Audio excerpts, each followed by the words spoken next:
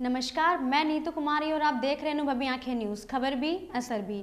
आइए देखते हैं आज की स्पेशल रिपोर्ट में क्या है कुछ खास। राजनीतिक में आया एक बड़ा भूकंप, जहां आम आदमी पार्टी के 20 विधायकों की सदस्यता खतरे में है। अब देखना यह है कि विधायकों को राहत मिल पाती है या नहीं। चुनाव आयोग की ओर से आम आदमी पार्टी के 20 विधायकों को अयोग्य घोषित करने की सिफारिश किए जाने के बाद दिल्ली के राजनीतिक घटनाक्रम को लेकर कयासों का दौर शुरू हो गया है। आप जहां अपने विधायकों की अयोग्य होने से बचाने के लिए हाई कोर्ट से लेकर सुप्रीम कोर्ट तक लड़ाई लड़ने की तैयारी कर रही है, वहीं कांग्रेस और बीजेपी इसे दिल्ली में अपनी खोई राजनीतिक जमीन को पाने के मौके के तौर पर देख रही है। हालांकि चुनाव आयोग की सिफारिश के तुरंत बाद आप विधायकों ने हाई कोर्ट में गुहार लगाई और उनकी याचिका पर सुनवाई शुरू हो गई। अगले हफ्ते सुनवाई पूरी होने के बाद ही यह साफ होगा कि विधायकों को राहत मिलती है या नहीं। आइए देखते हैं चुनाव से जुड़े कुछ मुख्य प्रश्न। आइए देखते हैं, क्या सरकार बचेगी या गिरेगी। चुनाव आयोग की सिफारिश पर अगर राष्ट्रपति की मुहर लग जाती है और इन 20 विधायकों की सदस्यता रद्द हो जाती है तो ऐसी स्थिति में भी आपकी सरकार बरकरार रहेगी। 70 सीटों वाली विधानसभा में इस समय आपके 66 विधायक हैं और बीजेपी के 4 विधायक हैं। ऐसे में 20 सीटों को हटाकर देखें तो भी आपके 46 विधायक हैं, जो बहुमत से कहीं ज्यादा हैं। जब तक 20 सीटों पर उपचुनाव नहीं होंगे तब तक 50 सदस्यों वाली विधानसभा में आप पहले की तरह प्रचंड बहुमत में होंगी। ऐसे में उपचुनाव के नतीजे कुछ भी रहे, लेकिन आप सरकार को कोई खतरा नहीं होगा। इन 46 विधायक में से भी करीब 5 विधायकों ने बागी तेवर दिखाए हैं, लेकिन अभी भी इन लोगों के लिए पार्टी के व्हिप के खिलाफ जाना आसान नहीं होगा। क्या जल्द ही चुनाव होना संभव है? सरकार के पास कानूनी विकल्प है? आसार नहीं। कुछ लोग सवाल उठा रहे हैं कि क्या दिल्ली में विधानसभा भंग कर जल्द ही चुनाव करवाए जा सकते हैं।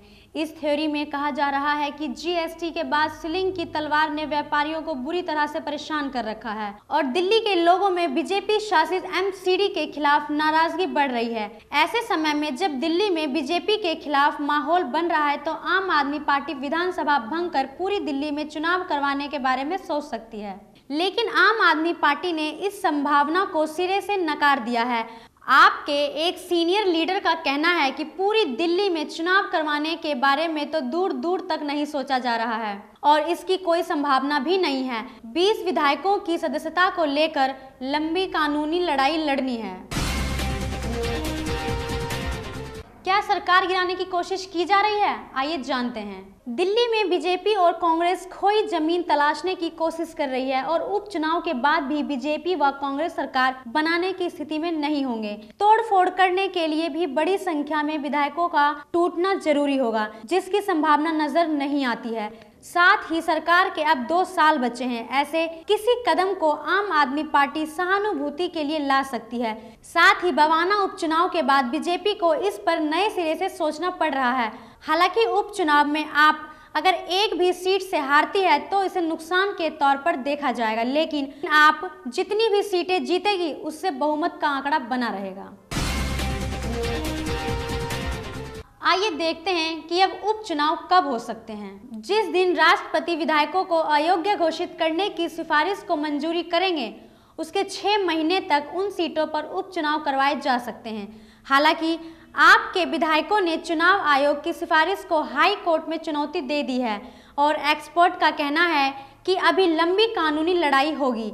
ऐसे में कहा नहीं जा सकता कि उपचुनाव कब तक होंगे। आम आदमी पार्टी की सरकार के फरवरी में 3 साल पूरे होने जा रहे हैं। अभी तक हमने चुनाव से जुड़े विभिन्न प्रश्नों पर चर्चा की है। अब देखना यह है कि विधायक के पास कौन कौन से रास्ते हैं अपने बचाव को लेकर। चुनाव आयोग की सिफारिश के बाद विधायक अंतरिम राहत के लिए हाई कोर्ट गए। चुनाव आयोग ने इन विधायकों को 2017 में जो नोटिस दिया था उस पर ये पहले से ही हाई कोर्ट गए थे। उसी रिट में विधायकों ने एक नई एप्लीकेशन लगाई है कि इस सिफारिश संबंधित कार्यवाही पर रोक लगाई जाए। अभी ये विधायक हाई कोर्ट के सिंगल बेंच में गए हैं।